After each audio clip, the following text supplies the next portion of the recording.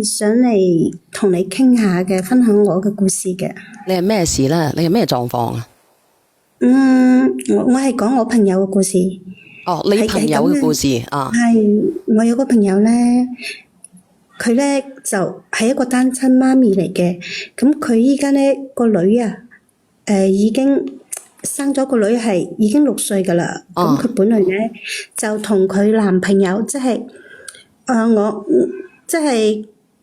我呢個朋友啊，佢 BB 嘅爸爸咧個感情咧就好好嘅，兩個人嚇。但係咧，佢同佢 BB 嘅爸爸咧就啲情況有啲特殊。點特殊啊？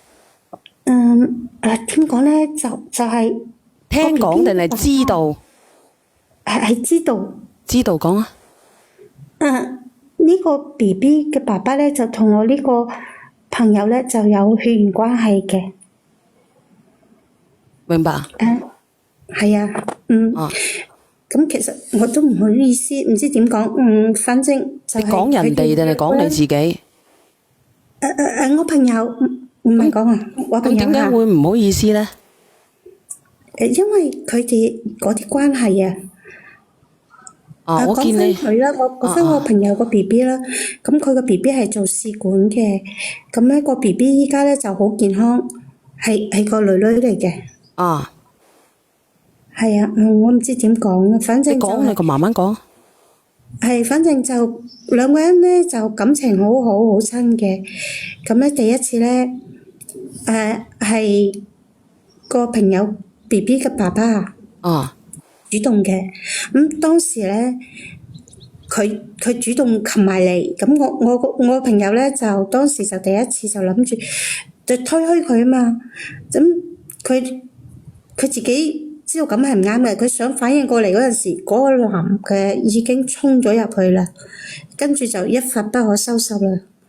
後尾咧，佢仲經常就揾我個朋友做呢啲嘢。咁你個朋友係應承咗佢一直幫佢做呢啲嘢？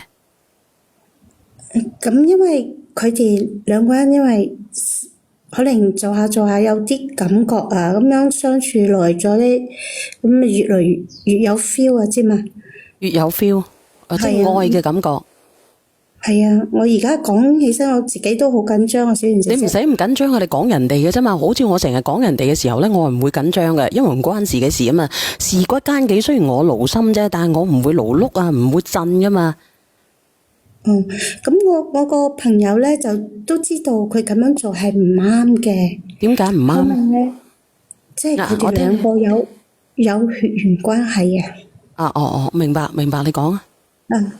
後尾咧，佢都試過，同我 BB 唔係同我朋友爸爸，唔係啊，即係我朋友 BB 嘅爸爸，後尾咧都試過同我朋友 BB 爸爸講分手嘅。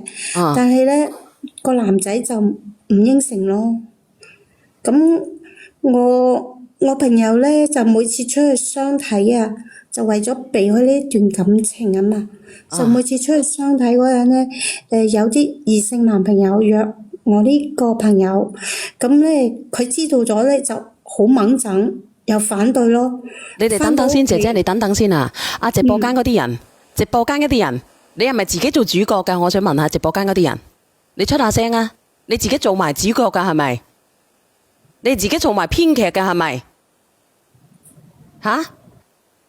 我問你啊，你哋係咪自己做埋編劇㗎？嗰啲三姑六婆啊！我就係問下你哋啊，你哋答啊！係咪做埋編劇㗎？你哋？你唔使睇評論啊，姐姐嚇，你講下。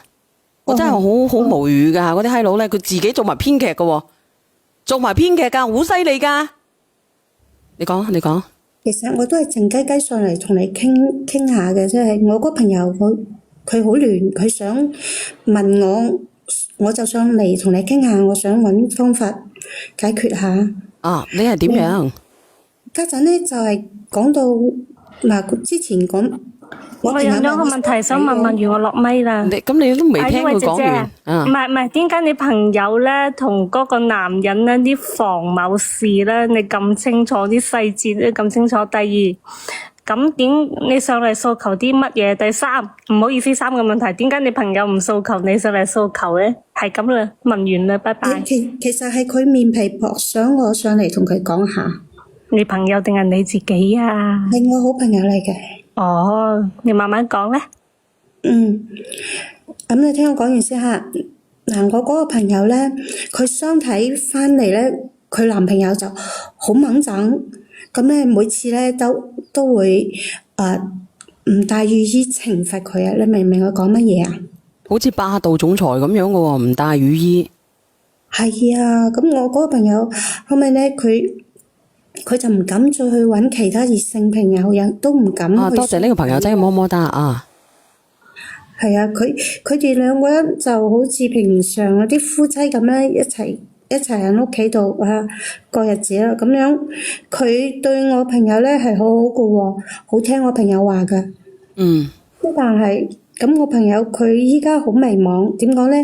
就因為我呢朋友啊，佢比佢大20歲啊，比個男仔啊，即係比個 BB 嘅爸爸大22歲嘅。咁咧，我朋友咧就同佢喺埋一齊之後，已經冇咗3個 BB 噶啦。即係佢哋知道佢哋一齊個 BB 係唔可以嘅，就唔可以要嘅，就已經留咗3個噶啦。咁我朋友一直都希望咧，就同呢個男仔有一個屬於自己嘅BB 嘅，你明唔明啊？咁後尾我呢個朋友佢就抵押咗佢自己，佢自己一個鋪位，咁就攞咗啲錢就去咗一個就好神秘嘅地方啦，就用咗人哋嘅卵做咗試管嘅。咁後尾我呢個朋友咧就生咗一個好健康好得意嘅女女，咁依家咧個女女6歲噶啦。咁雖然咧佢哋平時冇好似啲正常夫妻咁啦，拖住手仔出街買餸啊嗰啲咁冇嘅，咁咧就係喺出面冇公開，就喺屋企咧就同正常夫妻差唔多噶啦，就我明白啦，姐姐。我明白啦。有冇人聽得明佢講嘢？你冇出聲字，等我分析下先啦。你唔好出聲啊，等我分析下。你哋有冇人咧明白咩啊？有冇人聽得明咩意思啊？聽唔明係咪？聽唔明我同你講解好唔好？唔係你低能，你嘅狀況，你同佢知，你個朋友同呢個男仔之間相差22歲係咪？係。我同你講，佢哋而家嗰種關係呢係見唔得光嘅，佢哋係一對母子。你唔出聲？係我朋友，你講我朋友啦。係你朋友，佢係一對咁樣嘅。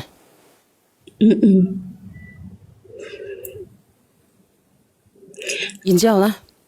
咁依家咧個男仔啊，我朋友生 BB 前2年咧就對得我朋友好好，後尾咧咁咧就會因為我呢個朋友咧佢多謝小平。係佢講就係因為咧個 BB 嘅問題，就同呢個男仔經常嗌交。咁經常嗌交嘅原因係咩原因啊？BB 啊，因為BB 女啊，有啲教育方面啊、使費方面啊各方面嘅問題咯。係咯，咁後尾個男仔咧就好似唔知點解就好厭煩我呢個朋友。點解咁厭煩咧？嗱，我呢個問題咧，我打住。點解佢會厭煩咧？你知唔知點解啊？我都唔知，可能就有各方面咯。嗱，我同你講啊，點解厭煩咧？第一，你嘅呢個朋友咧，同埋呢個男仔之間咧有20幾年嘅差距。第二，佢點解會厭煩咧？因為佢年輕，佢乜嘢都唔懂，佢依賴慣你呢個朋友，因為由細到大咧，你呢個朋友帶大佢嘅，佢而家咧又帶埋大呢個小朋友，你聽唔聽得明我講嘢啊？係咯，咁佢而家咧就，我好煩，佢而家咧就經常咧就話要加班，就唔翻屋企啊。佢點解唔翻屋企咧？係啊，後尾我個朋友咪去 check 佢咯，終於出到。係你去 check 佢？係我朋友拜託我去 check 嘅嚇，係我個朋友嘅問題，唔關我事。我講落去嚇，咁終於出到咧，佢喺出面啦，就同其他女仔搞震。咁當時我朋友咧就傷心到就要刀仔吉大髀嗰種啦，就衝去同佢嘈，咁又揾過嗰個第三者當面理論，後尾嗰個女仔終於同佢斬纜分咗啦。咁你呢個朋友係演乜嘢角色去同人哋去嘈、去斬纜啊？去女朋友啊，定係長輩？就係以佢哋交往唔啱、唔合適嘅理由咯，就點會唔合適呢？點會唔合適呢？你用乜嘢身份去做呢個嘢呢？我問你，你能夠陪得到幾耐呢？